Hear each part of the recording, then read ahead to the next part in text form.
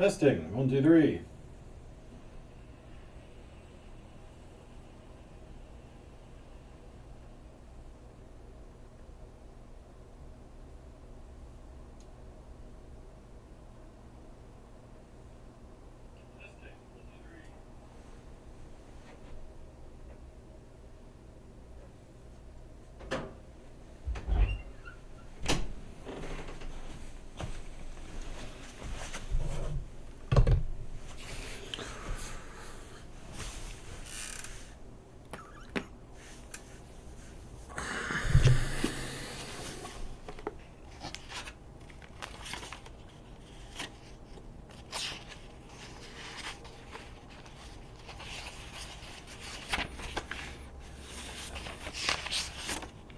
The History of Don Quixote de la Mancha by Miguel de Cervantes. Translated by John Ormsby. Copyright 1952. Encyclopedia Britannica. Biographical note. Miguel de Cervantes. 1547 to 1616. Cervantes was born in the ancient university town of Alcalá de Henares, where he was baptized October 9th, 1547, in the church of Santa Maria la Mayor. His father was a traveling physician, and it is doubtful whether the family was ever long enough in one place for Cervantes to receive any formal education.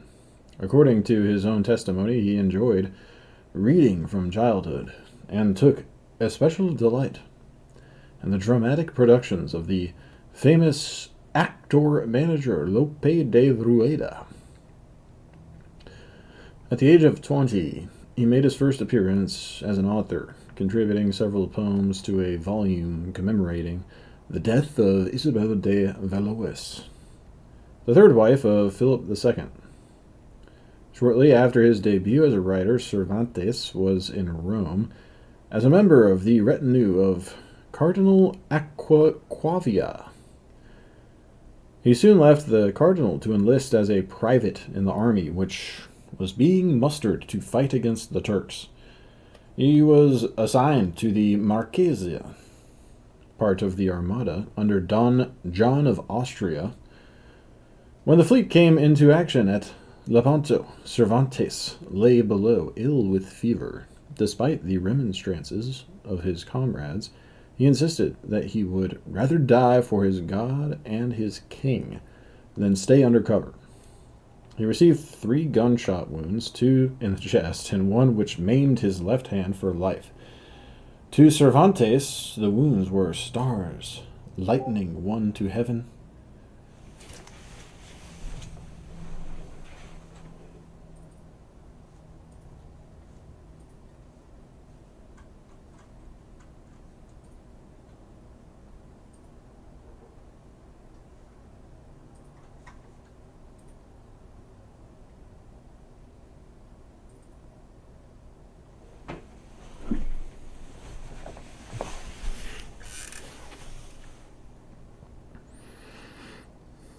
Stars, lighting one to heaven and to fame, and the left hand was crippled for the greater glory of the right.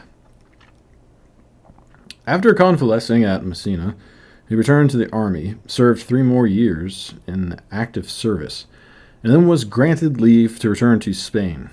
He received letters of recommendation from Don John and the Duke de Sesa, Viceroy of Sicily, in which he was described as a soldier as deserving as he was unfortunate.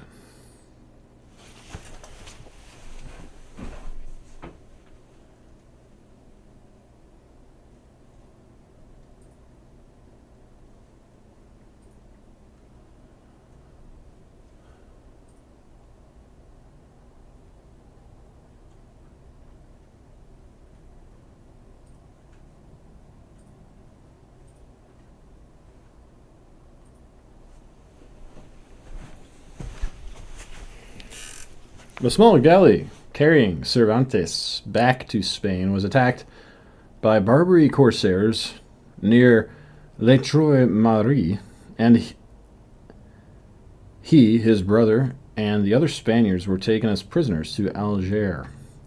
Cervantes became the slave of a Greek renegade named Dali Mami, and since the letters found on him suggested that he was a man of some importance, his ransom was posted at an unusually high figure. He found the life of a captive enough to sadden the merriest heart on earth, and made many ingenious attempts to escape. Upon the failure of one of them, he was brought before the Dey of Algiers, Hassan Pasha, and threatened with torture and instant death.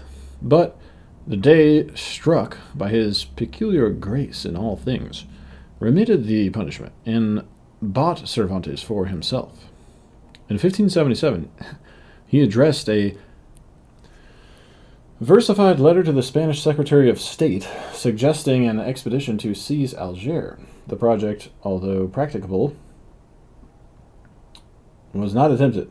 In 1579, after another thwarted escape, Hassan Pasha again spared his life, declaring, "So long as I have the maimed Spaniard in my keeping, my Christians, my ships, I, and the whole city are safe." The Dey, however, was willing to release him for money, and Cervantes finally obtained his freedom by the payment of the ransom. His parents sent 250 ducats through the Trinitarian monks, and when this was insufficient, the Christian traders of Algiers contributed the balance. After his release, Cervantes returned to Spain, where he tried to support himself by writing, particularly for the stage. Of the great volume of plays he wrote, he later singled out only one for praise, La Confusa, which, with all respect to as many sword and cloak plays as have been staged up to the present, may take a prominent place as being good among the best. His most serious effort at this time was the prose pastoral Galatea, 1585. And although it always remained his favorite work, he later remarked that it proposes something and concludes nothing. The Galatea won him a small measure of repute, but brought him no financial return. The death of his father and his own marriage made it necessary for him to put aside the pen. His wife's dowry brought him nothing more valuable than 5 vines, an orchard, some household furniture, 4 beehives, 45 hens and chickens, 1 cock, and a crucible. He went to Seville as commissary to provide oil and wheat for the Armada, and after its defeat, continued to act as commissary to the galleys. Although he showed considerable zeal in the work, he soon became convinced that there was no prospect of advancement. He appealed to the king for a vacant post in the American colonies, but was refused and given the advice to look for something nearer home. In an effort to supplement his income, he turned again to writing, and in 1592 signed a contract to write 6 plays at 50 ducats each, on the condition that no payment was to be made unless each was one of the best ever produced in Spain. No opportunity to test the contract arose, since Cervantes was thrown into jail. Although the reason for this imprisonment is not known, it was probably due to disorderliness in his accounts. For shortly after his release, he was in difficulty again with his superiors, when he proved unable to submit receipts for all official moneys he had collected. Though no charge of dishonesty was proved, he was again committed to jail. Subsequently, he was released in disgrace and dismissed from public service. Don Quixote appeared during the years of extreme poverty that succeeded his dismissal. From the remark in the prologue that you may suppose it engendered in some dismal prison. It has been assumed that its conception, if not some of its actual writing, took place during one of his terms in jail. The license for its publication was obtained in 1604, while Cervantes was living in Valladolid, in a tiny apartment with his wife and 4 or 5 female relatives. A few months after its publication the following year, Don Quixote and Sancho Panza had become proverbial types in Valladolid, and they were soon known throughout Europe.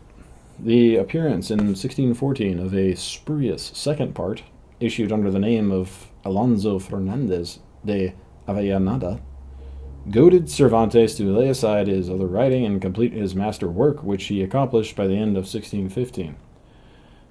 During the decade between the two parts of Quixote, Cervantes wrote his exemplary novels, The Journey to Parnassus, and several comedies and intermezzos for the theater. Although Cervantes was known and celebrated throughout Europe, his fame never brought him wealth or even comfort. The members of the special French embassy visiting Madrid in 1615 were amazed to learn that Cervantes was old, a soldier, a gentleman, and poor. He died in Madrid on the same day as William Shakespeare, April 23rd, 1616. He was born from his house with his face uncovered, according to the rule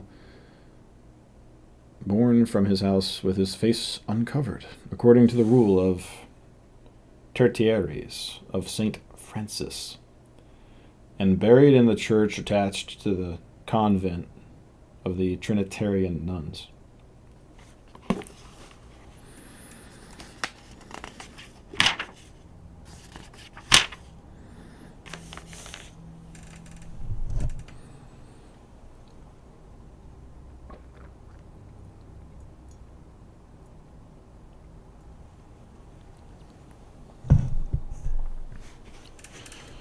Preface. Idle reader, thou mayest believe me without any oath, that I would this book, as it is the child of my brain, were the fairest, gayest, and cleverest that could be imagined. But I could not counteract nature's law, that everything shall beget its like, and what, then, could this sterile, ill-tilled wit of mine beget, but the story of a dry, shriveled, whimsical offspring, full of thoughts of all sorts, and such as never came into any other imagination, just what might be begotten in a prison, where every misery is lodged, and every doleful sound makes its dwelling.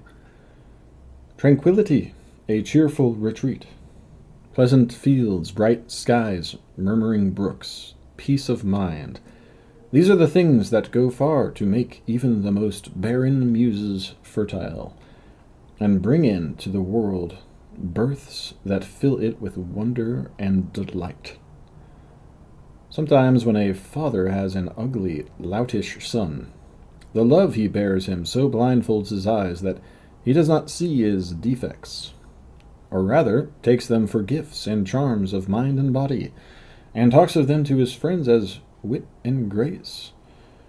I, however, for though I pass the father, I am but the stepfather to Don Quixote, have no desire to go with the current of custom, or to implore thee, dearest reader, almost with tears in my eyes, as others do, to pardon or excuse the defects thou wilt perceive in this child of mine. Thou art neither its kinsman nor its friend. Thy soul is thine own, and thy will as free as any man's, whatever he be.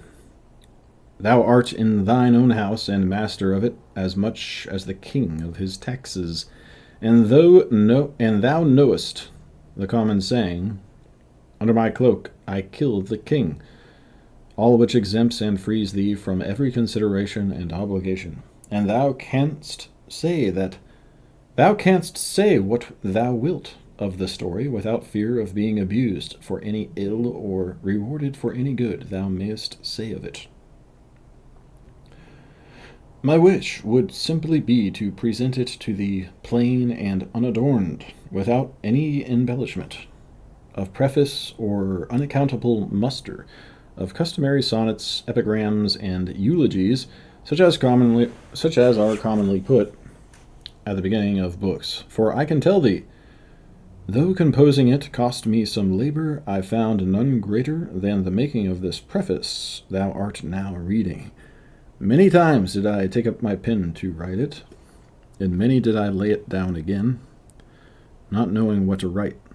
One of these times, as I was pondering with the paper before me, a pen in my ear, my elbow on the desk, and my cheek in my hand, thinking of what I should say, there came in unexpectedly a certain lively, clever friend of mine, who, seeing me so deep in thought, asked the reason, to which I, making no mystery of it, answered that I was thinking of the preface I had to make for the story of Don Quixote, which so troubled me that I had a mind not to make any at all, nor even publish the achievements of so noble a knight. For how could you expect me not to feel uneasy about what that ancient lawgiver they call the public will say when it sees me, after slumbering so many years in the silence of oblivion, coming out now with all my years upon my back, and with a book as dry as a rush, devoid of invention, meager in style, poor in thoughts, wholly wanting in learning and wisdom, without quotations in the margin, or annotations at the end, after the fashion of other books I see, which, though all fables and profanity, are so full of maxims from Aristotle and Plato, and the whole herd of philosophers, that they fill the readers with amazement and convince them that the authors are men of learning, erudition, and eloquence.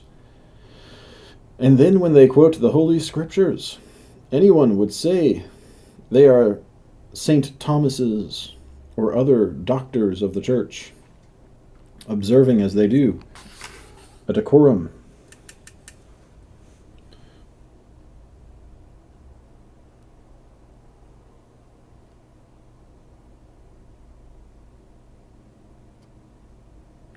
So ingenious that in one sentence they describe a distracted lover, and in the next deliver a devout little sermon that is a pleasure and a treat to hear and read. Of all this there will be nothing in my book, for I have nothing to quote in the margins or to note at the end, and still less do I know what authors I follow in it, to place them at the beginning, as all do, under the letters A, B, C, beginning with Aristotle and ending in Xenophon, or Zoilus, or Zeuxis. Though one was a slanderer and the other a painter. Also, my book must do without sonnets at the beginning, at least sonnets whose authors are dukes, marquises, counts, bishops, ladies, or famous poets.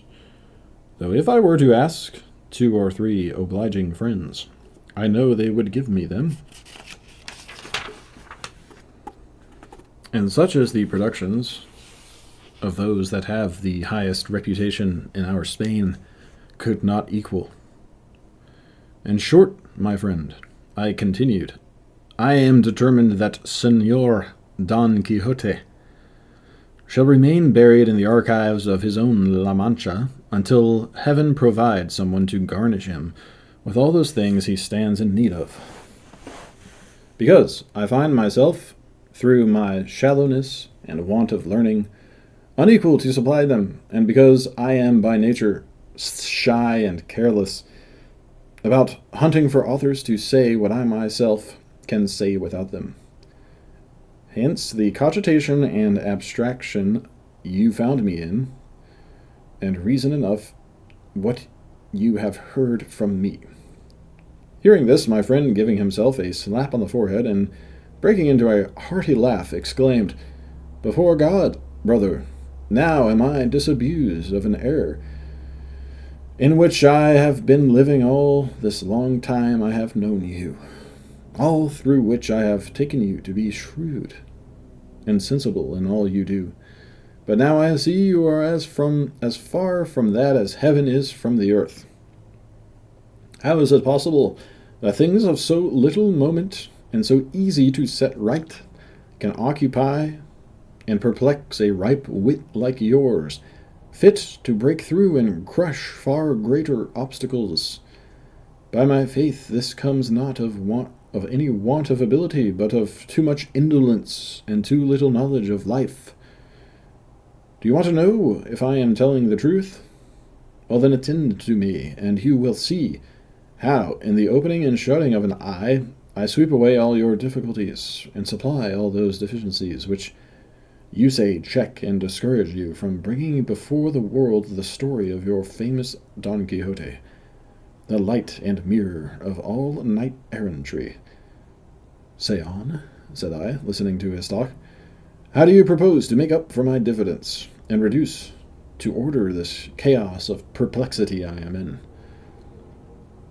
To which he made answer, "Your first difficulty about the sonnets, epigrams, or complimentary verses which you want for the beginning, and which ought to be by persons of importance and rank, can be removed if you yourself take a little trouble to make them.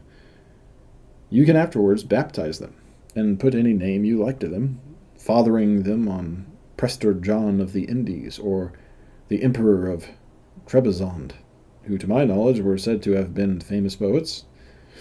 And even if they were not, and any pedants or bachelors should attack you and question the fact, never care to Maravides for that.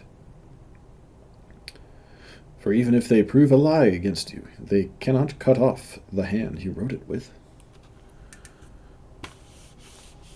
As to references in the margin of the books, and authors from whom you take the aphorisms and sayings that you put into your story, it is only contriving to fit it nicely, it is only contriving to fit in nicely any sentences or scraps of Latin you may happen to have by heart, or at any rate that will not give you much trouble to look up, so as when you speak of freedom and captivity to insert "non bene pro toto libertas venetur auro," and then refer to the margin to Horace, or whoever said it, or if you allude to the power of death, to come in with "paida mors acco pulsat pede pauperum tabernas regimerturis."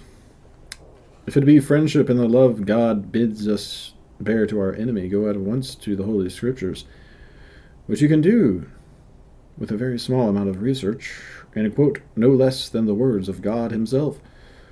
"Ego autem dico vobis diligente inimicis vestras." If you speak of evil thoughts, turn to the Gospel. "De corte exunt cogitones male." If of the fickleness of friends, there is Cato, who will give you his distich. "Donec eris felix multos nerambis imicos tempora si fuerint nubila solis eris." With these and such like bits of Latin, they will take you for a grammarian at all events, and that nowadays is no small honor and profit. With regard to adding annotations at the end of the book, you may safely do it in this way. If you mention any giant in your book, contrive that it shall be the giant Goliath, and with this alone, which will cost you almost nothing, you have a grand note, for you can put the giant Goliath, or Goliath, was a Philistine, whom the shepherd David slew by a mighty stone cast in the terebinth, Terebinth Valley, as is related in the Book of Kings, in the chapter where you find it written. Next, to prove yourself a man of erudition in polite literature and cosmography, manage that the river Tagus shall be named in your story, and there you are at once with another famous annotation, setting forth the river Tagus was so called after a king of Spain. It has its source in such and such a place, and falls into the ocean, kissing the walls of the famous city of Lisbon. And it is a common belief that it has golden sands, etc. If you should have anything to do with robbers, I will give you the story of Cacus, for I have it by heart.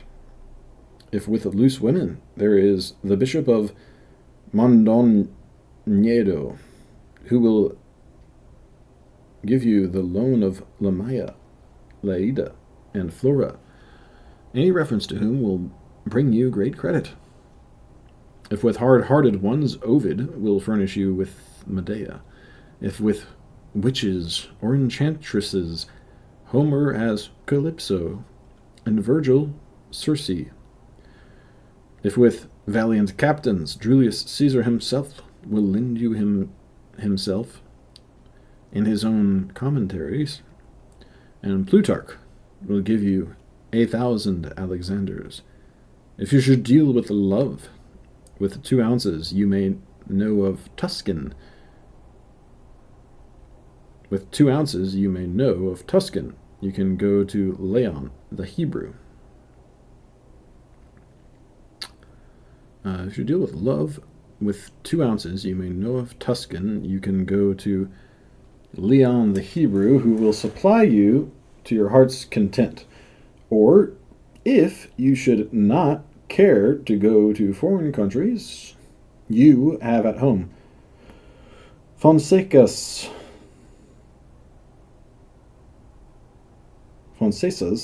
of the love of God, in which is condensed all that you or the most imaginative mind can want on the subject. In short, all you have to do is to manage to quote these names or refer to these stories I have mentioned in your own, and leave to me to insert the annotations and quotations. And I swear, by all that's good, to fill your margins and use up 4 sheets at the end of the book. Now let us come to those references to authors which other books have. How do you want for yours? The remedy for this is very simple. You have only to look out for some book that quotes them all from A to Z, as you say yourself, and then insert the very same alphabet in your book. And though the imposition may be plain to see, because you have so little need to borrow from them, that is no matter.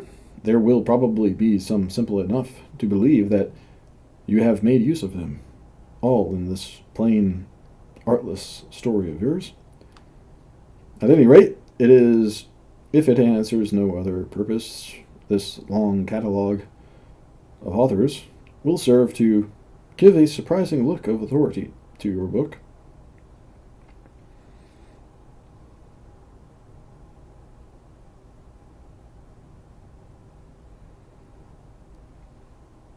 Besides, no one will trouble himself to verify whether you have followed them or whether you have not, being no way concerned in it.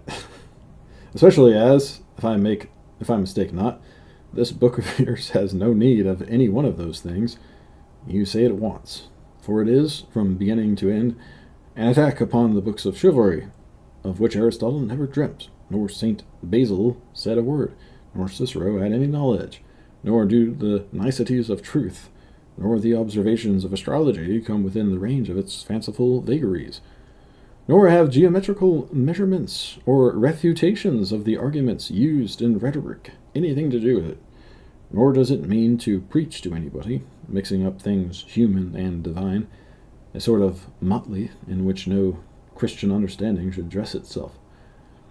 It has only to avail itself of truth to nature in its composition and the more perfect the imitation, the better the work will be. And as this piece of yours aims at nothing more than to destroy the authority and influence which books of chivalry have in the world and with the public, there is no need for you to go a-begging for aphorisms from philosophers, precepts from Holy Scripture, fables from poets, speeches from orators, or miracles from saints, but merely to take care that your style and diction run musically, pleasantly, and plainly, with clear, proper, and well-placed words, setting forth your purpose to the best of your power and as well as possible, and putting your ideas intelligibly, without confusion or obscurity. Strive, too, that in reading your story the melancholy may be moved to laughter, and the merry made merrier still, that the simple shall not be wearied, that the judicious shall admire the invention, that the grave shall not despise it, nor the wise fail to praise it. Finally, keep your aim fixed on the destruction of that ill-founded edifice of the books of chivalry, hated by some and praised by many more. For if you succeed in this, you will have achieved no small success. In profound silence I listened to what my friend said, and his observations made such an impression on me that, without attempting to question them, I admitted their soundness, and out of them I determined to make this preface, wherein, gentle reader, thou wilt perceive my friend's good sense, my good fortune in finding such an adviser in such a time of need, and what thou hast gained in receiving, without addition or alteration, the story of the famous Don Quixote of La Mancha, who is held by all the inhabitants of this district of the Campo de Montiel to have been the chastest lover and the bravest knight that has for many years been seen in that neighborhood. I have no desire to magnify the service I render thee in making thee acquainted with so renowned and honored a knight, but I do desire thy thanks for the acquaintance thou wilt make with the famous Sancho Panza, his squire, and whom, to my thinking, I have given thee condensed all the squirely drolleries that are scattered through the swarm of the vain books of chivalry. And so, may God give thee health, and not forget me. Vale.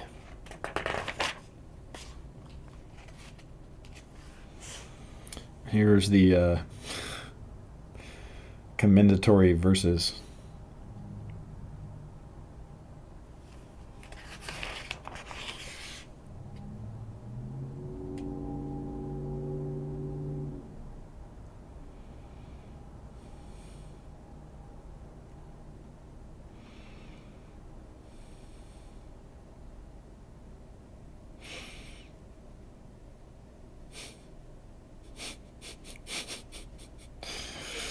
I think they're supposed to be funny.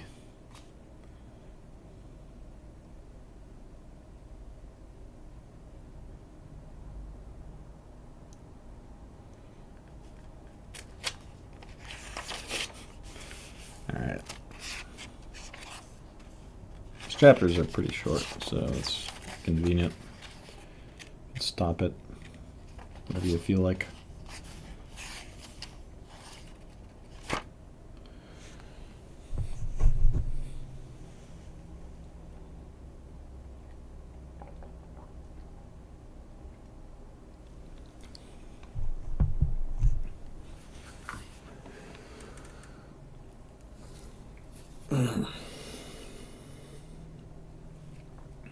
So why am I choosing to read a book that out of all these other books I could read from my great books set collection?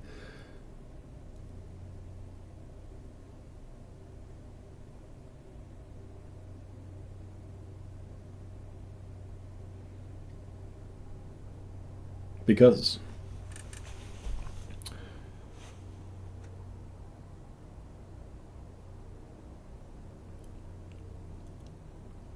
Most of these books are meant to be read multiple times.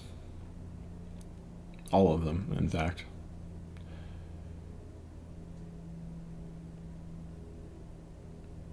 Well, I don't know if that was the intention, but it's been found that it's worth doing in almost every case, indefinitely.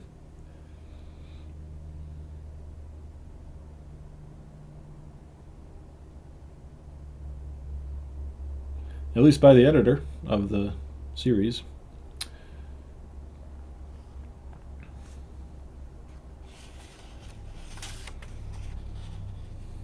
But I found that Don Quixote speaks to me as a work and a character, as he has for many others.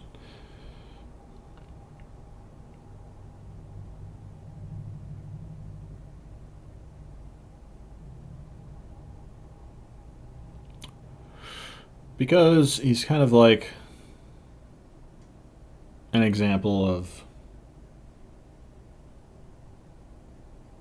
somebody who lives in a normal time that doesn't really call for heroes or adventurers. Kind of a simple time, uneventful time, probably, at least in his little corner of the world.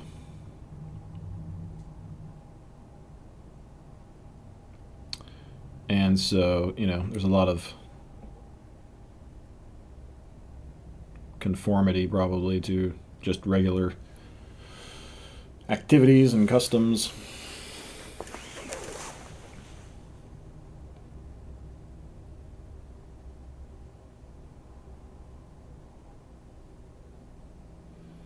Which I think is relatable for a lot of us in this society. But he, wants to be a knight, wants to be, a character from one of his books.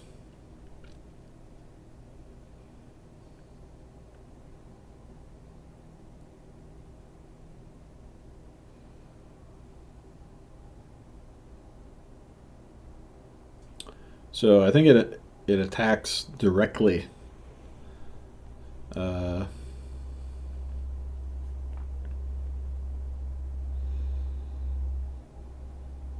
the part of your brain that's afraid to do what you want to do in life.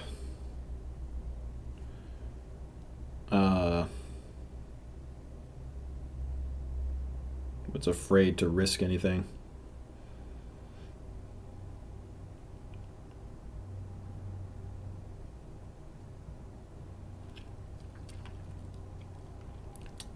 But giving you an example of a man who is so different from everybody else and the people around him.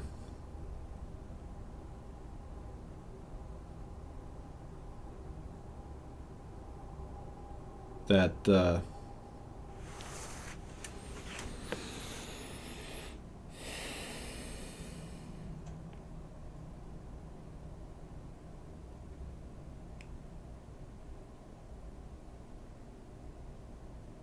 creates like a stark contrast between, you or someone like you and type of man you could be if you weren't such a coward. I think Don Quixote really hammers that home. But it's just about, it's about putting yourself through fucking hardships and loving every minute of it. It's about having a strong spirit and a strong will. Because you believe in what you're doing so much that it's all you need.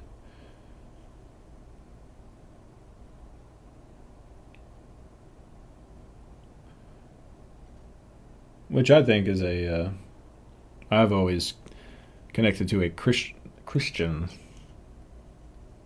ideal. Having faith that you don't need to meticulously, you know, hoard up goods and worry about your safety or your comfort or your prospects, your assets.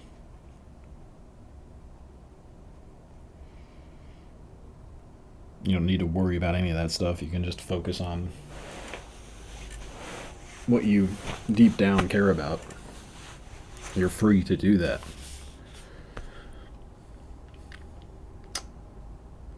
So,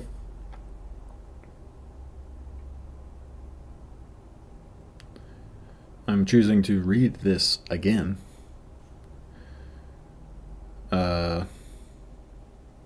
Instead of all these other books for the first time, because I know how good it is. And I could use another reading of it, I think, at this time in my life.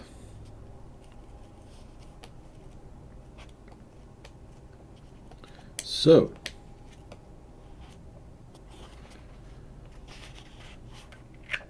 let us waste no more time, for time is of the essence.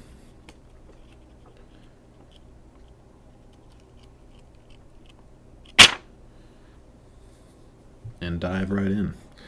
The first part, Chapter 1, which treats of the character and pursuits of the famous gentleman Don Quixote of La Mancha. In a village of La Mancha, the name of which I have no desire to call to mind,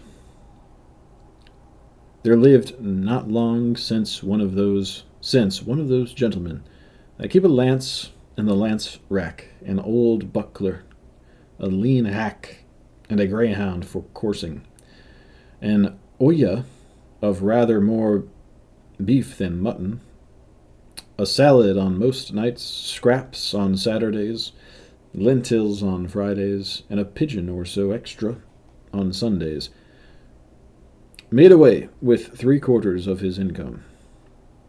The rest of it went in a doublet of fine cloth and velvet breeches, and shoes to match for holidays, while on weekdays he made a brave figure in the best homespun. He had in his house a housekeeper past 40, a niece under 20, and a lad for the field and marketplace, who used to saddle the hack as well as handle the bill hook. The age of this gentleman of ours was bordering on 50. He was of a hardy habit, spare, gaunt-featured, a very early riser, and a great sportsman. They will have it his surname was Quixanda, or Quesada, for here there is some difference of opinion among the authors who write on the subject, although from reasonable conjectures it seems plain that he was called Quijana. This, however, is of but little importance to our tale. It will be enough not to stray a hair's breadth from the truth in the telling of it. You must know, then, that the above-named gentleman, whenever he was at leisure, which was mostly all the year round, gave himself up to reading books of chivalry, which, with such ardor and avidity, that he almost entirely neglected the pursuit of his field sports and the management of his property, and even the management of his the pursuit of his field sports and even the management of his property, and to such a pitch did his eagerness and infatuation go that he sold many an acre of tillage land, to buy books of chivalry to read, and brought home as many of them as he could get. But of all there were none he liked so well as the famous Falcionado de Silva's composition, for their lucidity of style and complicated conceits were as pearls in his sight, particularly when in his reading he came upon courtships and cartels, where he often found passages like "The reason of the unreason with which my reason is afflicted, so weakens my reason, that with reason I murmur at your beauty." Or again, "The high heavens that of your divinity divinely fortify you with the stars, render you deserving of the desert your greatness deserves." Over conceits of this sort the poor gentleman lost his wits, and used to lie awake, striving to understand them and worm the meaning out of them. What Aristotle himself could not have made out or extracted had he come to life again for that special purpose. He was not at all easy about the wounds which Don Bellianus gave and took, because it seemed to him that, great as were the surgeons who had cured him, he must have had his face and body covered all over with seams and scars. He commended, however, the author's way of ending his book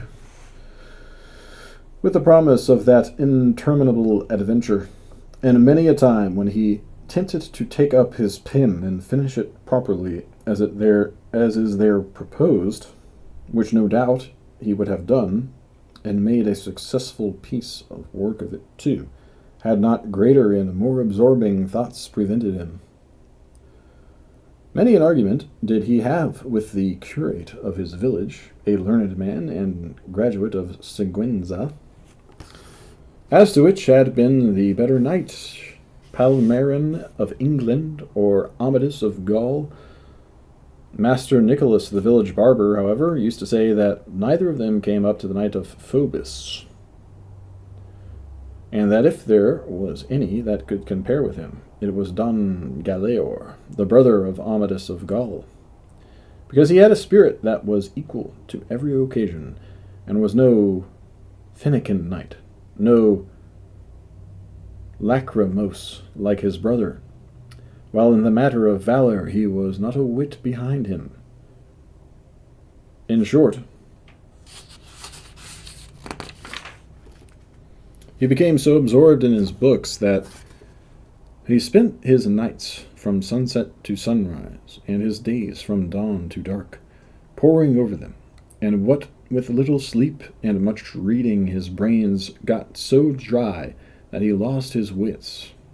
His fancy grew full of what he used to read about in his books: enchantments, quarrels, battles, challenges, wounds, wooings, loves, agonies, and all sorts of impossible nonsense, and it so possessed his mind that the whole fabric of invention and fancy he read of was true, that to him no history in the world had more reality in it.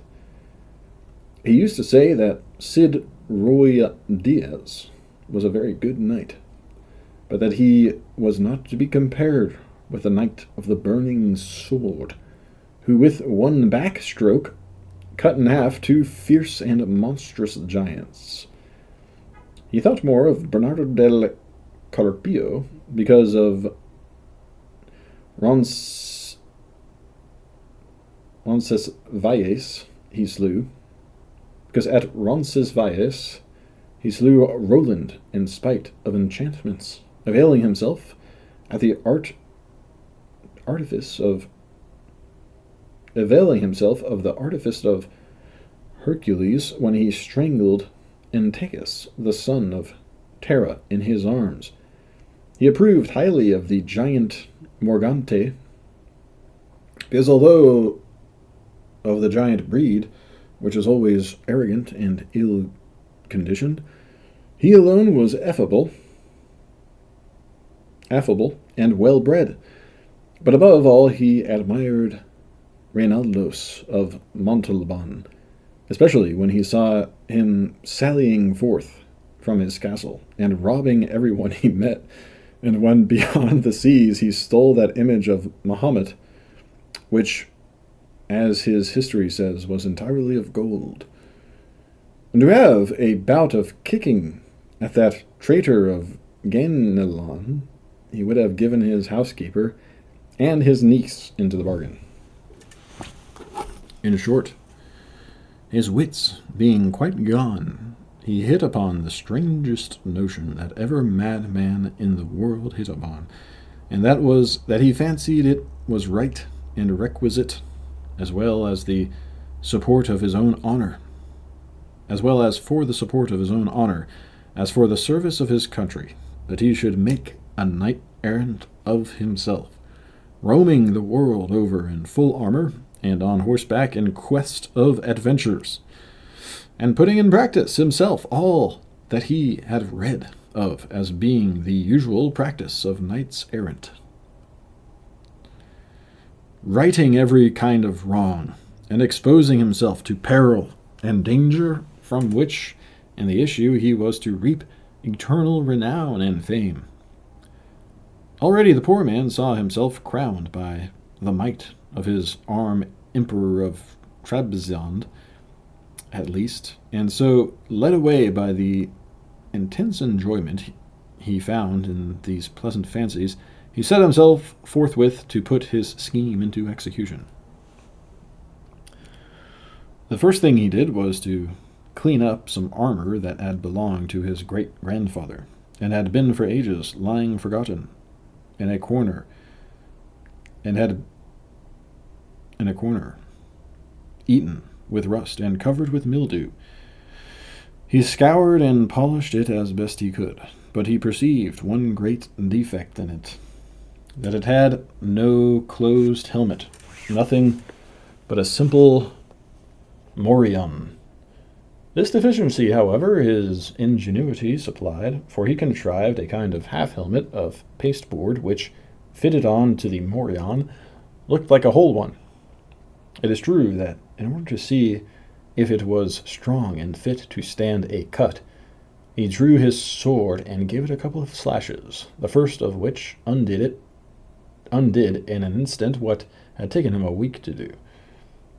The ease with which he had knocked it to pieces disconcerted him somewhat, and to guard against that danger he set to work again, fixing bars of iron on the inside of it until he was satisfied with its strength, and then not caring to try any more experiments with it, he passed it and adopted it as a helmet of the most perfect construction. He next proceeded to inspect his hack, which, with more quartos than a real, and more blemishes than the steed of Gonela, the tantum pellis et ossa fuit, surpassed in his eyes the Bucephalus of Alexander, or the Babica of the Cid. 4 days were spent in thinking what name to give him, because, as he said to himself, it was not right that a horse belonging to a knight so famous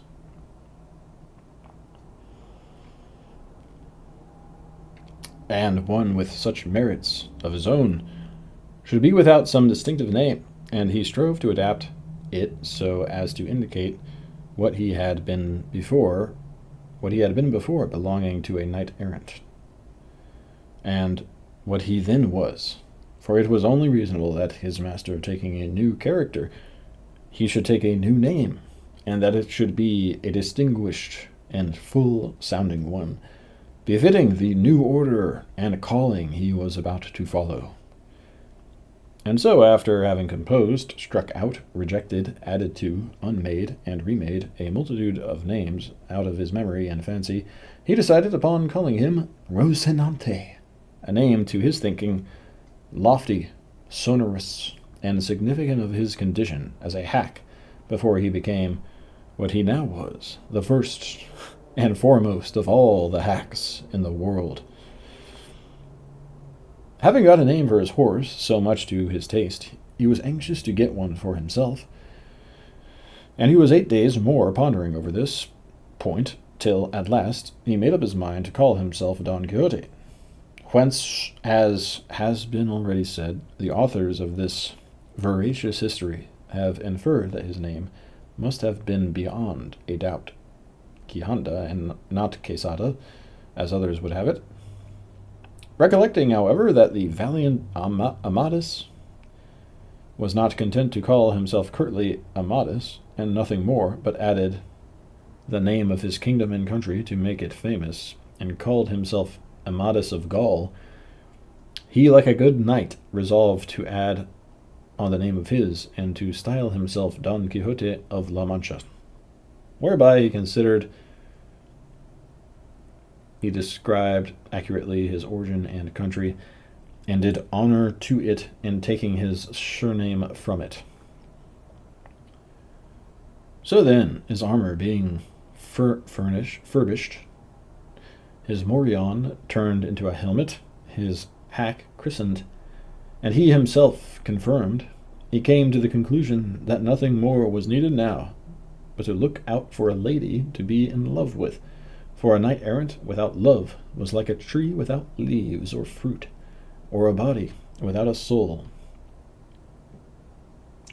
As he said to himself, if for my sins or by my good fortune I come across some giant hereabouts, a common occurrence with knights-errant, and overthrow him in one onslaught, or cleave him asunder to the waist, or in short, vanquish and subdue him, will it not be well to have some one I may send him to as a present, that he may come in and fall on his knees before my sweet lady, and in a humble, submissive voice say, I am the giant Caraculimbro, lord of the island of Marlindrania, vanquished in single combat by the never sufficiently extolled knight Don Quixote of La Mancha, who has commanded me to present myself before your grace, that your highness dispose of me at your pleasure.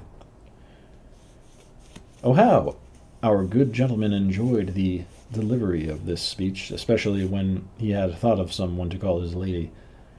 There was, so the story goes, in a village near his own, a very good-looking farm girl, with whom he had been at one time in love, though, so far as is known, she never knew it nor gave a thought to the matter. Her name was Aldonzo Lorenzo, and upon her he thought fit to confer the title of Lady of his Thoughts.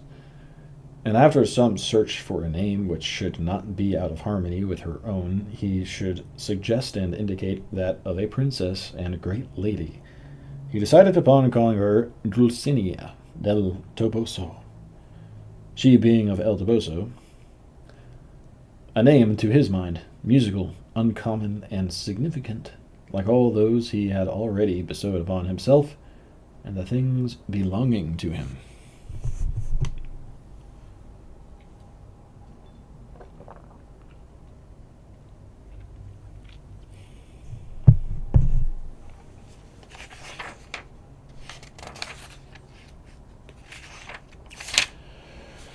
Chapter 2, which treats of the first sally the ingenious Don Quixote made from home. These preliminaries settled, he did not care to put off any longer the execution of his design, urged on to it by the thought of all the world was losing by his delay, seeing what wrongs he intended to right, grievances to redress, injustices to repair, abuses to remove, and duties to discharge.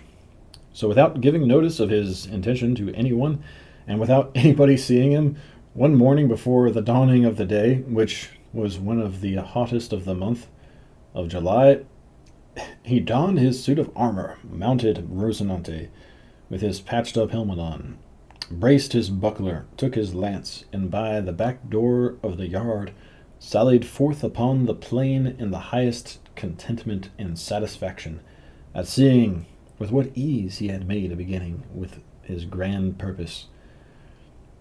But scarcely did he find himself upon the open plain when a terrible thought struck him, one all but enough to make him abandon the enterprise at the very outset. It occurred to him that he had not been dubbed a knight, and that according to the law of chivalry he neither could nor ought to bear arms against any knight, and that even if he had been, still he ought, as a novice knight, to wear white armor without a device upon the shield, until by his prowess he had earned one. These reflections made him waver in his purpose, but his craze being stronger than any reasoning, he made up his mind to have himself dubbed a knight at the first one he came across, following the example of others in the same case, as he had read in the books that had brought him to this pass. As for the white armor, he resolved on the first opportunity to scour his until it was whiter than an ermine. And so comforting himself, he pursued his way, taking that which his horse chose, for in this, he believed, lay the essence of adventures. Thus setting out, our new-fledged adventurer paced along, talking to himself and saying, "Who knows but that in time to come, when the veracious history of my famous deeds is made known, the sage who writes it, when he has to set forth my first sally in the early morning, will do it after this fashion.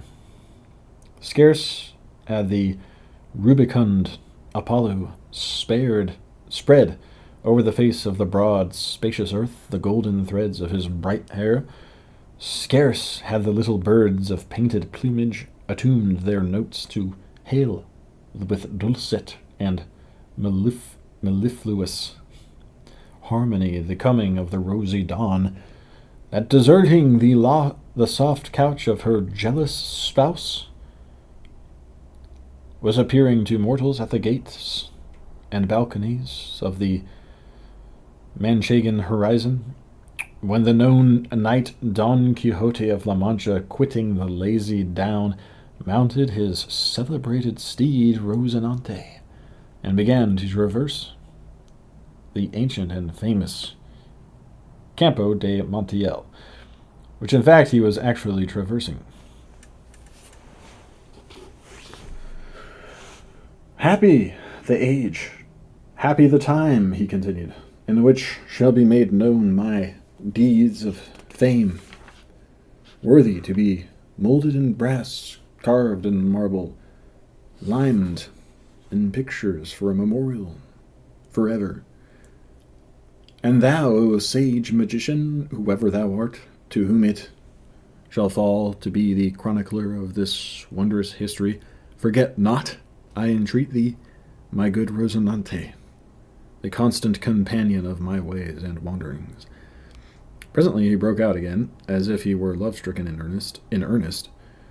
"O Princess Dulcinea, lady of this captive heart, a grievous wrong hast thou done me to drive me forth with scorn, and with inexorable obduracy banish me from the presence of thy beauty. O lady, deign to hold in remembrance this heart, thy vassal, that thus in anguish pines for love of thee." So he went on stringing together these and other absurdities, all in the style of those his books had taught him, imitating their language as well as he could. And all the while he rode so slowly, and the sun mounted so rapidly, and with such fervor that it was enough to melt his brains if he had any. Nearly all day he had traveled without anything remarkable happening to him, at which he was in despair, for he was anxious to encounter someone at once upon whom to try the might of his strong arm. Writers there are who say that the first adventure he met with was that of Puerto Lapis. Others say it was that of the windmills. But what I have ascertained on this point, and what I have found written in the Annals of La Mancha, is that he was on the road all day, and towards nightfall, his hack, and he found themselves dead tired and hungry, when looking all around to see if he could discover any castle or shepherd's shanty where he might refresh himself and relieve his sore wants. He perceived not far out of his road an inn, which was welcome as a star guiding him to the portals, if not the palaces, of his redemption. And quickening his pace, he reached it just as night was setting in. At the door were standing two young women, girls of the district, as they call them, on their way to Seville with some carriers who had chanced to halt that night at the inn. And as happened what might to our adventurer, everything he saw or imagined seemed to him to be and to happen after the fashion of what he had read of. The moment he saw the inn, he pictured it to himself as a castle, with its 4 turrets and pinnacles of shining silver, not forgetting the drawbridge and moat, and all the belongings usually ascribed to castles of the sort.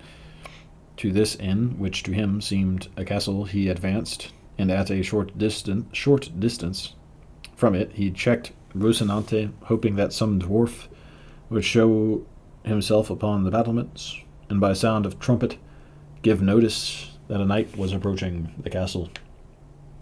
But seeing that they were slow about it, and that Rocinante was in a hurry to reach the stable, he made for the inn door, and perceived the 2 gay damsels who were standing there, and who seemed to him to be 2 fair maidens or lovely ladies taking their ease at the castle gate.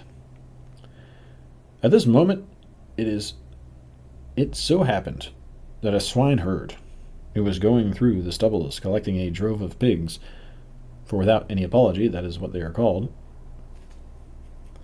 gave a blast of his horn to bring them together, and forthwith it seemed to Don Quixote to be what he was expecting, the signal of some dwarf announcing his arrival, and so with prodigious satisfaction he rode up to the inn and to the ladies, who, seeing a man of this sort approaching in full armor and with lance and buckler, were turning in dismay into the inn, when Don Quixote, guessing their fear by their flight, raising his pasteboard visor, disclosed his dry, dusty visage, and with courteous bearing and gentle voice addressed them. Your ladyships need not fly, or fear any rudeness, for that it belongs not to the order of knighthood, which I profess to offer to any one, much less to high-born maidens, as your appearance proclaims you to be. The girls were looking at him and straining their eyes to make out the features which the clumsy visor obscured, but when they heard themselves called maidens, a thing so much out of their line, they could not restrain their laughter, which made Don Quixote wax indignant, and say, Modesty becomes the fair, and moreover laughter that has little cause is great silliness. This, however, I say not to pain or anger you, for my desire is none other than to serve you. The incomprehensible language and the unpromising look of our cavalier only increased the lady's laughter, and that increased the irritation, and matters might have gone farther if at that moment the landlord had not come out, who, being a very fat man, was a very peaceful one. He, seeing this grotesque figure clad in armor that did not match any more than his saddle, bridle, lance, buckler, or corslet, was not at all indisposed to join the damsels in their manifestations of amusement, but in truth, standing in awe of such a complicated armament, he thought it best to speak him fairly, so he said, Señor Caballero, if your worship wants lodging, baiting the bed, for there is not one in the inn, there is plenty of everything else here. Don Quixote, observing the respectful bearing of the alcalde of the fortress, for so innkeeper and inn seemed in his eyes, made answer, Sir Castellan, for me anything will suffice, for my armor is my only wear, my only rest, the fray. The host fancied he called him Castellan because he took him for a worthy Castile, though he was in fact an Andalusian, and one from the strand of San Lucar, as crafty a thief as Casus, and as full of tricks as a student or a page. In that case, said he, your bed is on the flinty rock, your sleep to watch alway. And if so, you may dismount and safely reckon upon any quantity of sleeplessness under this roof for a 12-month, not to say for a single night. So saying, he advanced to hold the stirrup of Don Quixote, who got down with great difficulty and exertion, for he had not broken his fast all day, and then charged the host to take great care of the horse, as he was the best bit of flesh that ever ate bread in this world. The landlord eyed him over, but did not find him as good as Don Quixote said, nor even half as good, and putting him up in the stable, he returned to see what might be wanted by his guest, whom the damsels, who had by this time made their peace with him, were now relieving of his armor. They had taken off his breastplate and back piece, but they neither knew nor saw how to open his gorget, or remove his makeshift helmet, for he had fastened it with green ribbons, which, as there was no untying the knots, required to be cut. This, however, he would not by any means consent to, so he remained all the evening with his helmet on, the drollest and the oddest figure that can be imagined. And while they were removing his armor, taking the baggages who were about it for ladies of high degree belonging to the castle, he said to them, with great sprightliness, "Oh, never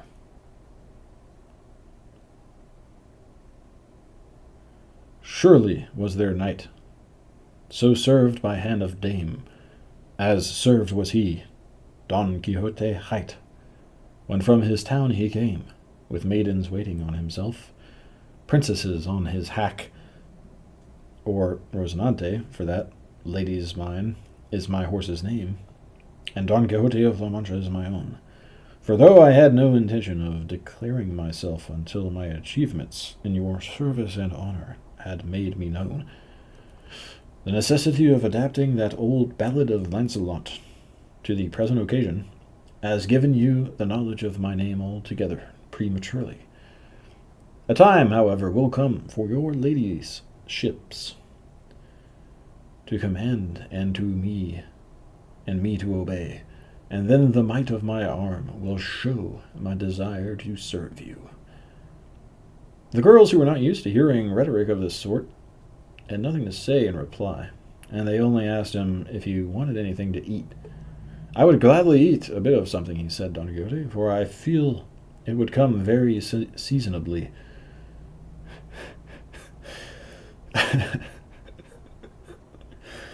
The day happened to be a Friday, and in the whole inn there was nothing but some pieces of the fish they call in Castile abadejo, in Andalusia bacallo, and in some places curadillo, and in others trutlet. So they asked him if he thought he could eat trutlet, for there was no other fish to give him. "If there be troutlets enough," said Don Quixote, "it will be the same thing as a trout, for it is all one to me, whether I am given 8 real reals in small change or a piece of 8. Moreover, It may be that these troutlets are like veal, which is better than beef, or kid, which is better than goat. But whatever it be, let it come quickly, for the burden and pressure of arms cannot be borne without support to the inside. They laid a table for him at the door of the inn, for the sake of the air, and the hosts brought him a portion of ill-soaked and worse-cooked stockfish, and a piece of bread as black and mouldy as his own armor. But a laughable sight it was to see him eating, for, having his helmet on and the beaver up, he could not with his own hands put anything into his mouth, unless someone else placed it there. And with service of one of the ladies rendered him, and this service one of the ladies rendered him, but to give him anything to drink was impossible, or would have been so had not the landlord bored a reed, and putting one end in his mouth, poured the wine into him through the other, all which he bore with patience, rather than sever the ribbons of his helmet.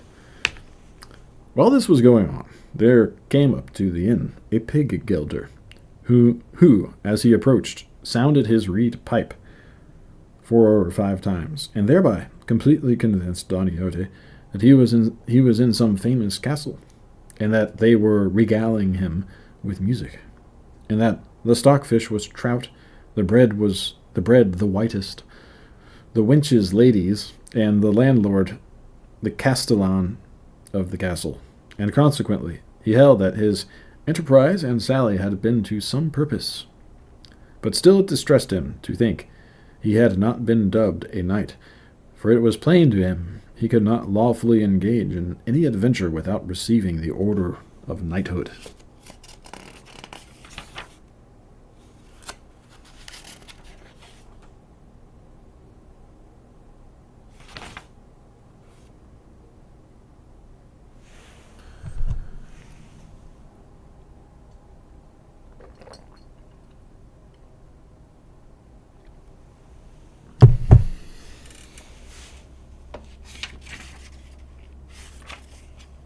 Chapter 3, wherein is related the droll way in which Don Quixote had himself dubbed a knight. Harassed by this reflection, he made haste with his scanty pothouse supper, and having finished it, called the landlord, and shutting himself into the stable with him, fell on his knees before him, saying, "From this spot I rise not, valiant knight, until your courtesy grants me the boon I seek, one that will redound to your praise and the benefit of the human race." The landlord, seeing his guest at his feet and hearing a speech of this kind, stood staring at him in bewilderment, not knowing what to do or say, and entreating him to rise, but all to no purpose, until he had agreed to grant the boon demanded of him. "I looked for no one less, my lord, from your high magnificence," replied Don Quixote, "and I have to tell you that the boon I have asked, and your liberality has granted, is that you shall dub me knight tomorrow morning, and that tonight I shall watch my arms in the chapel of this your castle. Thus, tomorrow, as I have said, will be accomplished what I so much desire, enabling me lawfully to roam through all the 4 quarters of the world, seeking adventures on behalf of those in distress, as is the duty of chivalry and of knights errant like myself, whose ambition is directed to such deeds." The landlord, who has been mentioned, was something of a wag, and had already some suspicion of his guest's wants of wits, was quite convinced of it on hearing talks of this kind from him, and to make sport for the night, he determined to fall in with his humor. So he told him he was quite right in pursuing the object he had in view, and that such a motive was natural and becoming in cavaliers, as distinguished as he seemed, and his gallant bearing showed him to be, and that he himself in his younger days had followed the same honorable calling, roaming in quest of adventures in various parts of the world, among others the curing grounds of Malaga, the Isles of Riaran, the precinct of Seville, the little market of Segovia, the Oliveira of Valencia, the Rondia of Granada, the Strand of Sanlúcar, the Colt of Cordova, the taverns of Toledo, and divers other quarters where he had proved the nimbleness of his feet and the lightness of his fingers, doing many wrongs, cheating many widows, ruining maids and swindling minors, and in short, bringing himself under the notice of almost every tribunal and court of justice in Spain, until at last he had retired to this castle of his, where he was living upon his property and upon that of others, and where he received all knights errant of whatever rank or condition they might be, all for the great love he bore them, and that they might share their substance with him in return for his benevolence. He told him, moreover, that in his castle, of this there was no chapel in which he could watch his armor, as it had been pulled down in order to be rebuilt, and that in a case of necessity it might, he knew, be watched anywhere, and he might watch it that night in a courtyard of the castle, and in the morning, God willing, the requisite ceremonies might be performed, and so as to have him dubbed a knight, and so thoroughly dubbed that nobody could be more so. He asked if he had any money with him, to which Don Quixote replied that he had not a farthing, as in the histories of knights errant. He had never read of any of them carrying any. On this point, the landlord told him he was mistaken, for though not recorded in the histories, because in the author's opinion there was no need to mention anything so obvious and necessary as money and clean shirts, it was not to be surprised, therefore, that they did not carry them. It was not to be supposed, therefore, that they did not carry them, and he might regard it as certain and established that all knights errant, about whom there were so many full and impeachable books, carried well-furnished purses in case of emergency, and likewise carried shirts and a little box of ornaments to cure the wounds they received. For in those plains and deserts where they engaged in combat and came out wounded, it was not always that there was someone to cure them, unless indeed they had for a friend some sage magician to succor them at once by fetching through the air upon a cloud some damsel or dwarf with a vial of water, of such virtue that by tasting one drop of it they were cured of their hurts and wounds in an instant, and left as sound as if they had not received any damage whatever. But in case this should not occur, the knights of old took care to see that their squires were provided with money and other requisites, such as lint and ointments for healing purposes.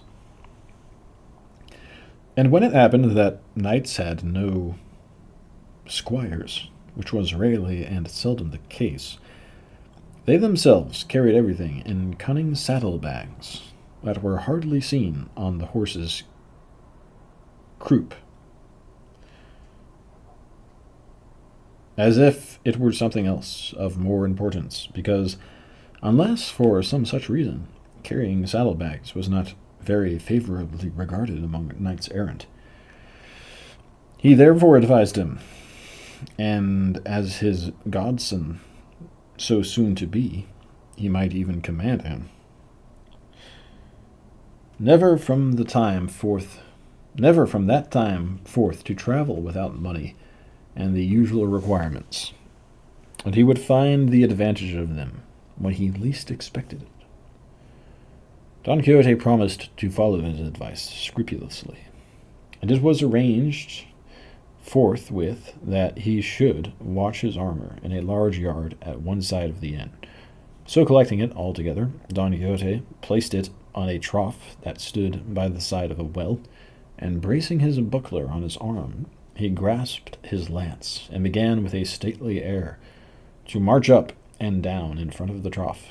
And he began his march, and as he began his march, night began to fall. The landlord told all the people who were in the inn about the craze of his guest, the watching of the armor, and the dubbing ceremony he contemplated.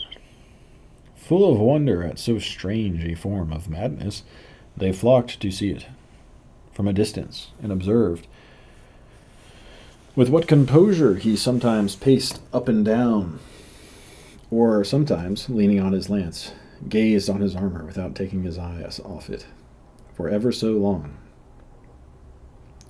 And as the night closed in with a light from the moon so brilliant that it might vie with his that lent it, everything the novice knight did was plainly seen by all.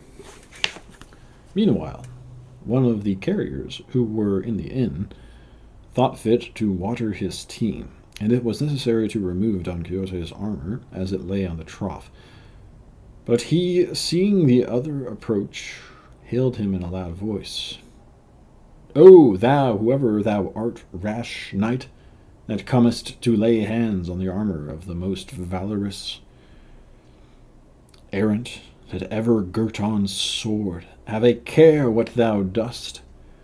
Touch it not unless thou wouldst lay down thy life as the penalty of thy rashness."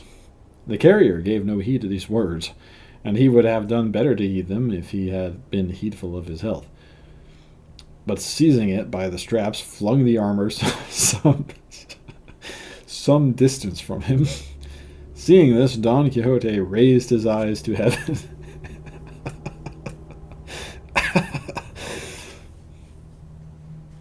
and fixing his thoughts apparently upon his lady Dulcinea, exclaimed, "Aid me, lady mine, in this the first encounter that presents itself to the breast which thou holdest in subjection. Let not thy favor and protection fail me in this first jeopardy." And with these words, and others to the same purpose, dropping his buckler, he lifted his lance with both hands, and with it smote such a blow on the carrier's head that he stretched him on the ground so stunned that had he followed up with a second, there would have been no need for a surgeon to cure him. This done, he picked up his armor and returned to his beat with the same serenity as before. Shortly after this, another, not knowing what had happened, for the carrier still lay senseless, came with the same object of giving water to his mules, and when proceeding to remove the armor in order to clear the trough, when Don Quixote, without uttering a word or imploring aid from anyone, once more dropped his buckler and once more lifted his lance, and without actually breaking the second carrier's head into pieces, made more than 3 of it, for he laid it open in 4. At the noise, all the people of the inn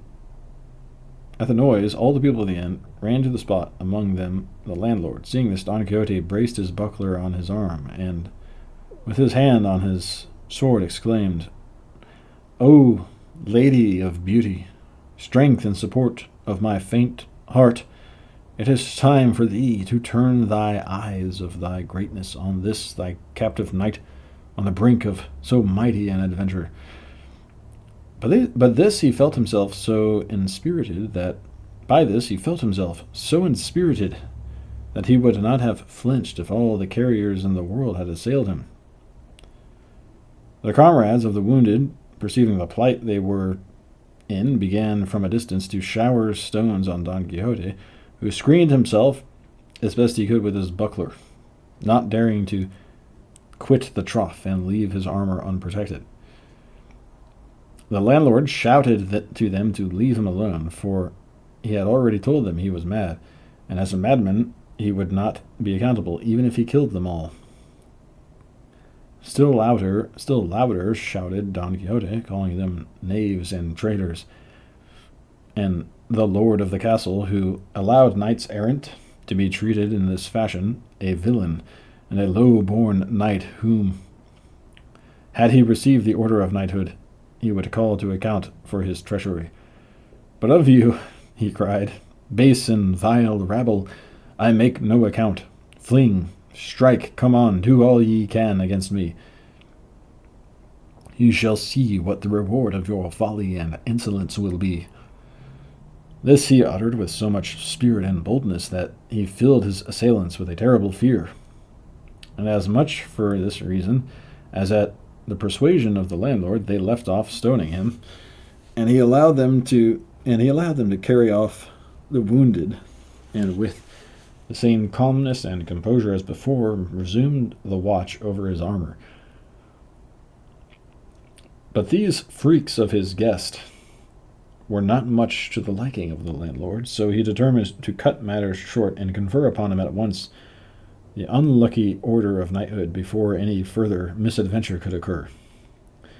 So going up to him, he apologized for the rudeness which, without his knowledge, had been offered to him by these low people, who, however, had been well punished for their audacity.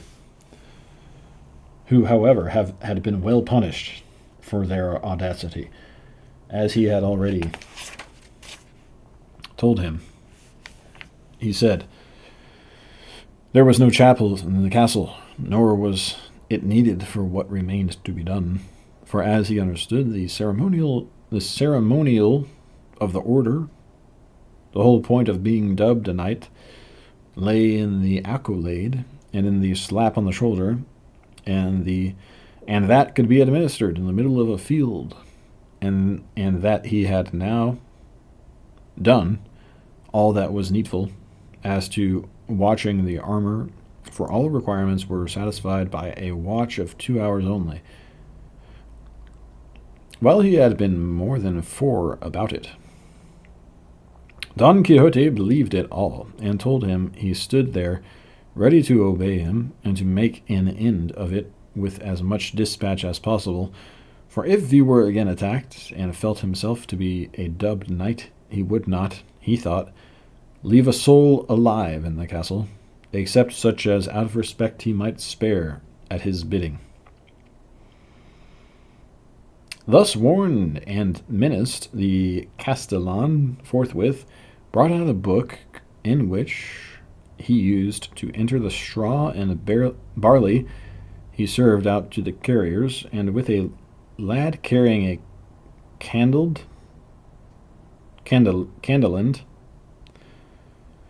and the 2 damsels already mentioned, he returned to where Don Quixote stood, and bade him kneel down. Then, reading from his account book as if he were repeating some devout prayer, in the middle of his delivery he raised his hand and gave him a sturdy blow on the neck,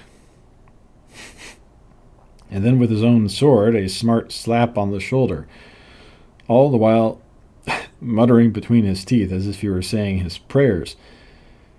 Having done this, he directed one of the ladies to gird on his sword, which he did with great self-possession and gravity, and not a little was required to prevent a burst of laughter at each stage of the ceremony.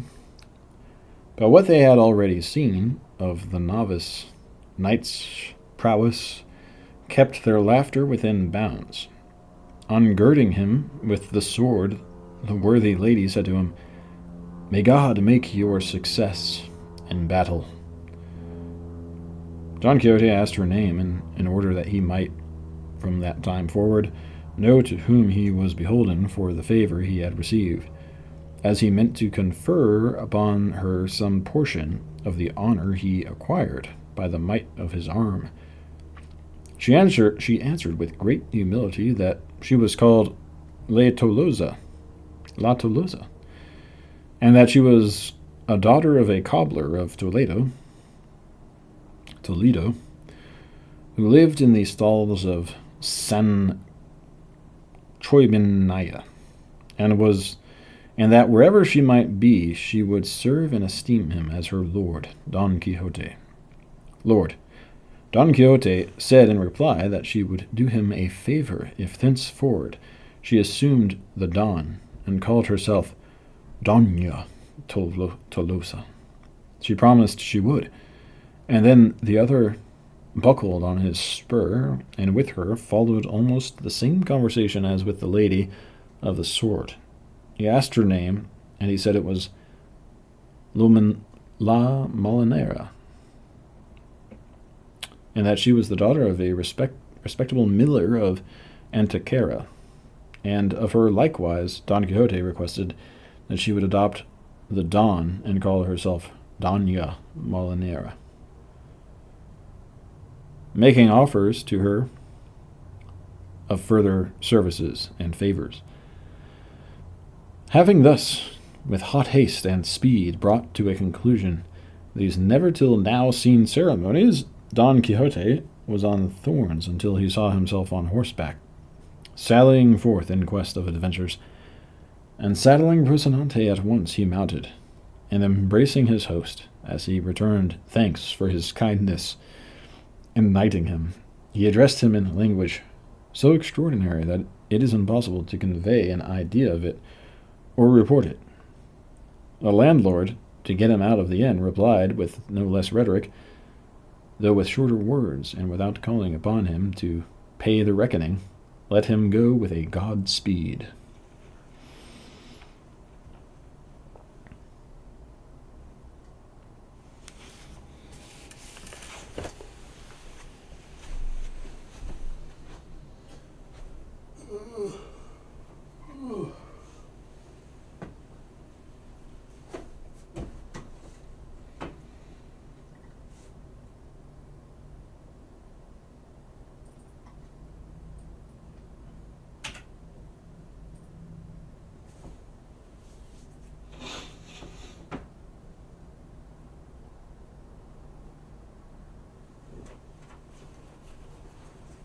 So what do I like about Don Quixote? The book.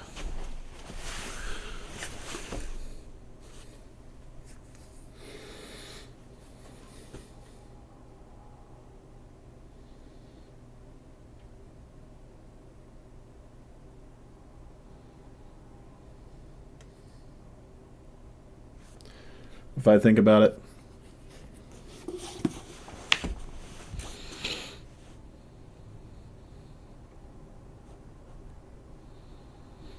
he's just somebody that stopped waiting for life to happen and began to seize the day.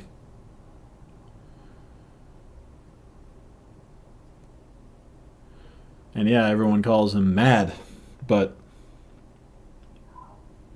compared to him, everyone else seems mad. Really. And, obviously he's just going around causing trouble. And it's kind of humorous. But it...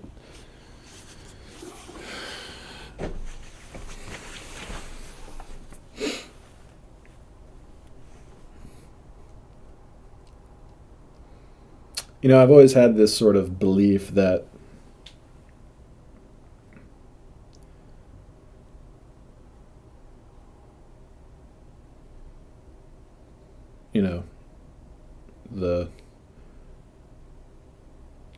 the real world is actually quite interesting and eventful, potentially,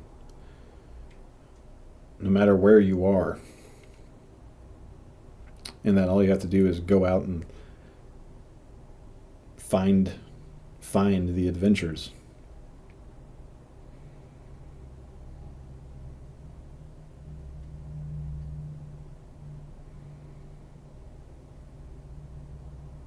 I guess. Kind of like, Hunter S. Thompson. We're going to go to Vegas. What's the story? Well, we're sitting here to cover the Mint 400, but there's no way to cover a desert race in any conventional sense.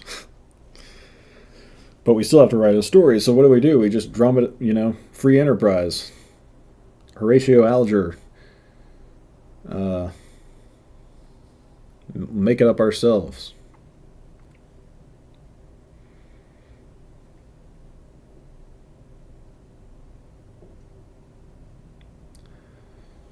So, even though the guy's obviously hallucinating or whatever, uh, the character, it doesn't change the fact that he gets involved in all these interesting situations, even if it's causing people trouble, you know. Uh,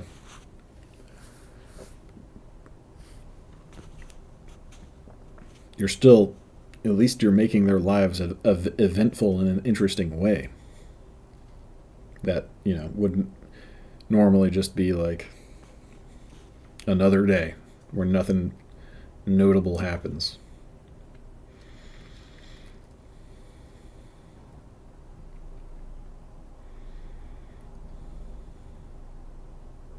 So what I like about Don Quixote is he's making his environment interesting by nothing more than his own imagination and just desire to have fun and do what he wants to do. He doesn't want to hurt anybody. He's not trying to cause trouble, but he's not afraid. He's obviously not worried about doing that either.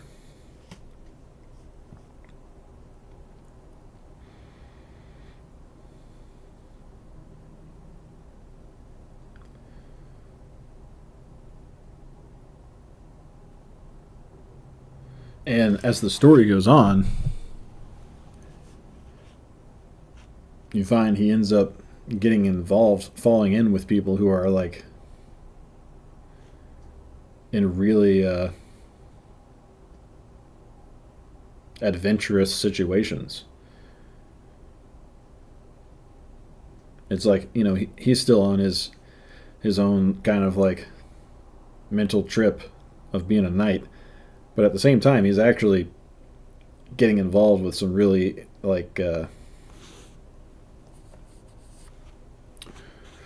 real adventures.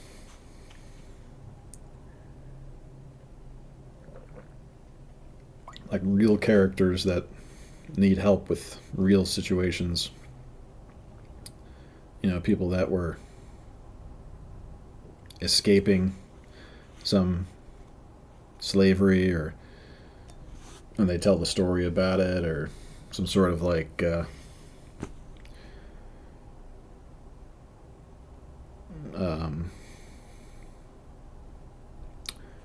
type of stuff you'd read about in a Shakespeare play.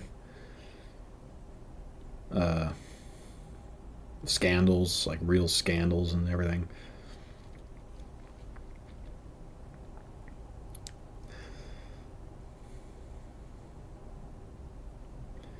And the reason that he gets involved in that stuff, even though he doesn't really, in his mind, it's completely, the premise of everything that's happening around him is totally different, and it's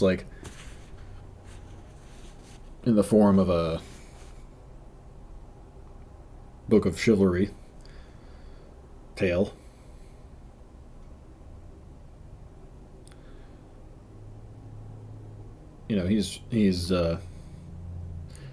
He probably never would have arrived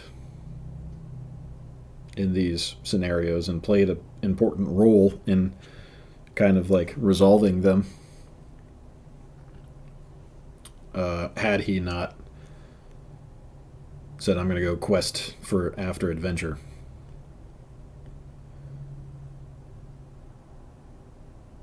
But I think there's a deeper sort of subtext, context to the book, and to the author's mindset when you read something like this. Because you heard his life was like pretty incredible. He, you know, uh, got wounded at sea in some sea battle and got captured as a slave and was essentially held hostage for many years and faced execution, but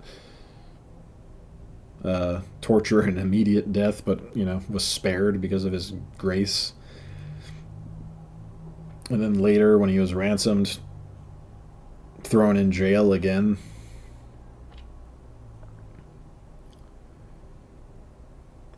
So, imagine what that was like. Some, like, Count of Monte Cristo dungeon that he was in for tax evasion or whatever. And imagine what that taught him about how sweet it is to just simply be free and not a captive. And sort of the wisdom of just appreciating the simplest of good things in your life. I think that that is somehow deeply communicated. Those lessons learned through a piece of writing like this.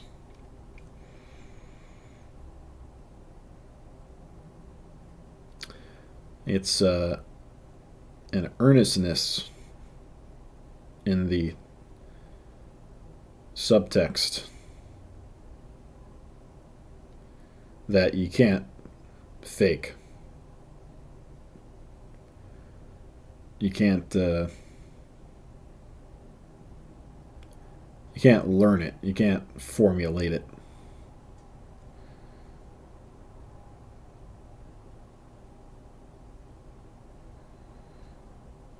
What do I mean by earnestness?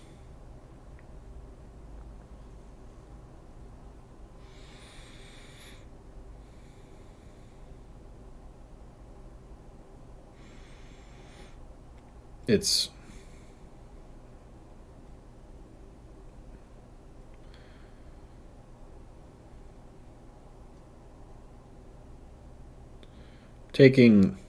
not taking things for granted, and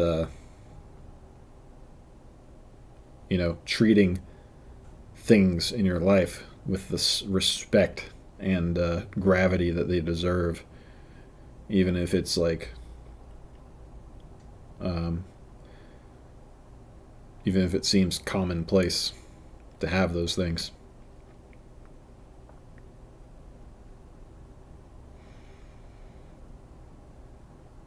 In not mocking it, not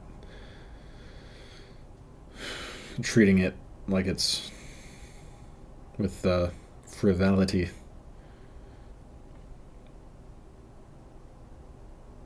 Treating it with disdain.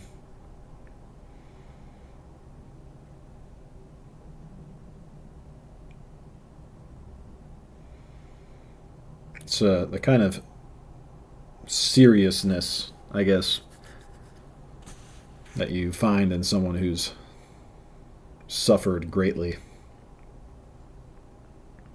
and not been broken by the suffering.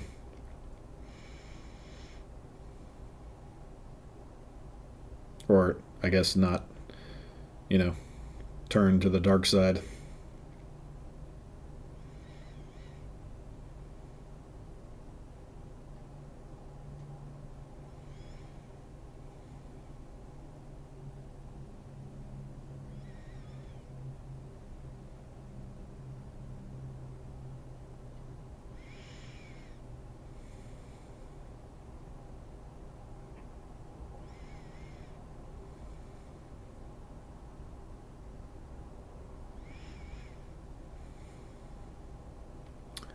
Yeah, I think when you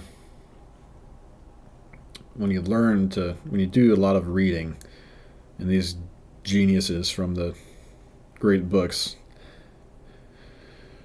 the great writers were all great readers, I'm sure.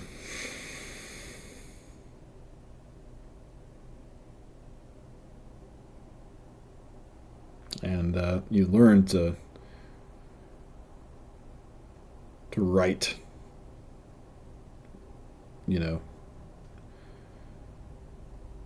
in such a way that is like an art form.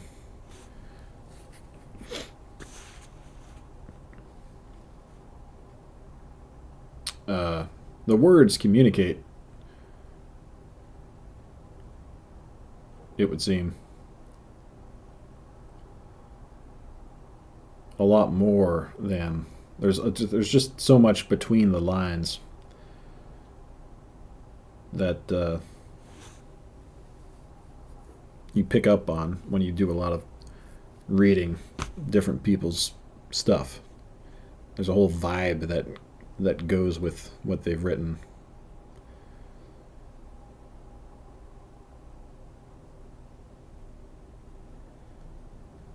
The subtext,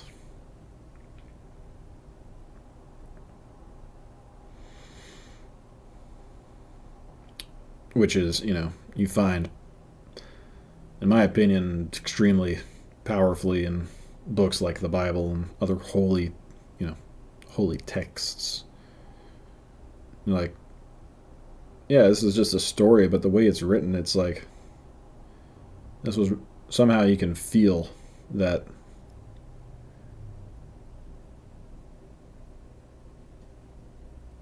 you can feel what the guy who wrote it was feeling almost. I don't know if that's just how language works, or if it's some kind of metaphysical thing that has to do with thoughts making an impact,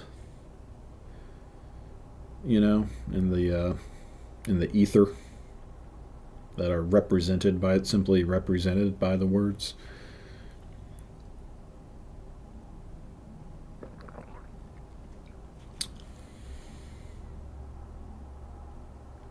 Something in conjunction with that, the words in conjunction with that is what gives them the power.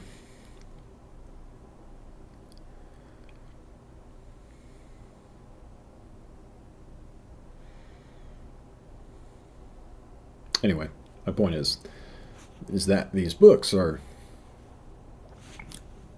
more than what they appear on the surface, I think, because they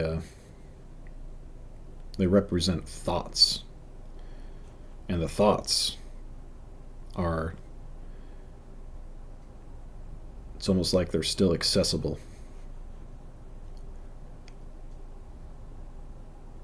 And the thoughts are a lot deeper and more powerful than words alone.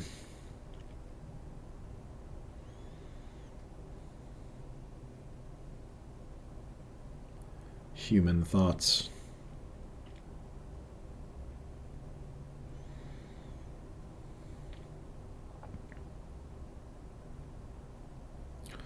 It's an interesting way to think about it.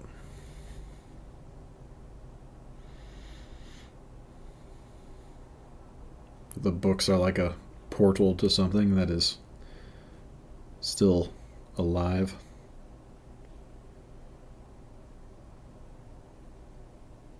Somehow.